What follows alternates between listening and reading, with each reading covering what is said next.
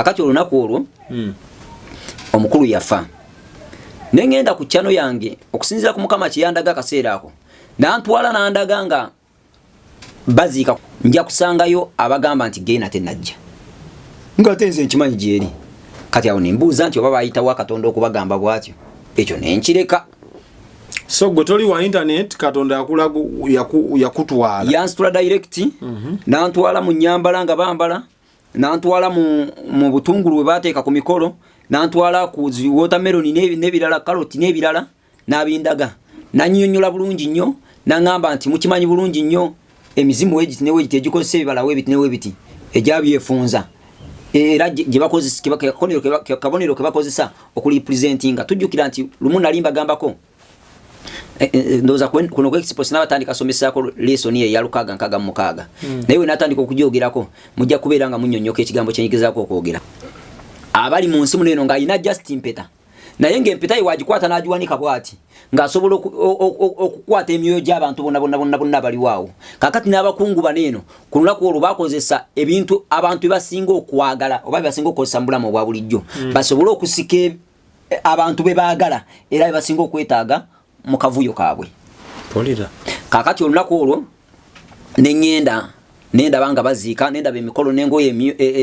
ezekale ezenjawulo nazo nenzibagamba n'amafumu ge bakwata ddala wali Katonda effumu lyaki liba lyetaagisa ki security yawa stano wajja na bomulambo Bible yeyogera ku kusinza ebibumbe oba ebipande banange kintu kya muzizo nnyo maaso ga Katonda kakati togenda kuŋŋamba nti osinza ebipande n'okomba omudaali nokera kuncha n'oŋŋamba nti omutukuvu gundi kakati ono nawe olaba bambala ebyambalo byabwe ngera biri byembadde nkugambako amagandula gabagatta ne lukaga nkaga mu mukaga bagatta bakulembeze b'amadiini mulokola ndaba oba atali mulokole waliwo ebintu ebiri emabega ngebyaddala obanga totunudde nnyo nga tokkiriza nnyo Katonda ne werekereza emmere n'okoganga Pastor Kango mu size eno ng'emmere ogiya lumu na lumu mu mwezi omanyi n'ogiryamu ennaku embale nga mukaaga endala n'obeera nga tolidde osobola otasobola kubikkulirwa kulaba bintu bino naye n'essanyu togenda kulifuna kakati nze mbadde ŋŋamba nti walisabye Mukama omwoyo wa Mukama n'akwambaza ekitiibwa omanyi waliwo abantu ne kweno expo webuli era muli mukuulira ebigambo bineeno nga gwe omusajja yenayina lowooza okujja okukwana be bayita nkoko eniera mu ttunzi anti oli yangambye nkozesa olulimi olubi nga mbuulira enjiri amazima gali nfulo w'eddembe nga gwe tokwanibwangako musajja ategeerekeka tokwanibwangako mulokole tokwanibwangako okwanibwa abafumbo beereere kwegamba nga obulamu obutambuza bwoti naye ng'oli muwala mulungi oli mukazi mulungi oli musajja mulungi kankunyumizeeko ka story nga tuwunzika waliwo obwakabaka bwe nasomako mu katabo kali ka luzungu ka Luganda nze nakasoma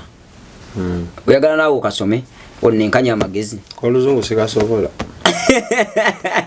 nabusomako bwatambuliranga mu nsikirano obutabo naye bwatuuka ne bukyuka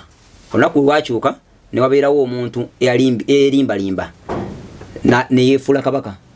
uyefuula kabaka nafuga ekisanja kimu ne kibeera successful kati mu kubeera successful mu kwagala okukuuma ebitiibwa n'abantu nabusikiza obwakabaka bwe nabusikiza omu kubalangira ng'ate abalangira taba mutabani we omulangira w'obwakabaka aba mutabani wa kabaka n'abumusikiza we abumusikiza